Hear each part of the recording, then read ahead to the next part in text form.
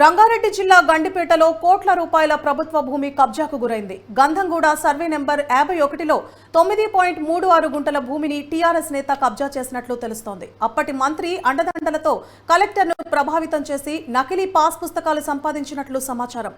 అయితే కబ్జా చేసిన భూమిలో నిర్మించిన ప్రహరీ గోడను రెవెన్యూ అధికారులు నేలమట్టం చేయగా నకిలీ పాస్ పుస్తకాలను కలెక్టర్ శశాంక రద్దు చేశారు.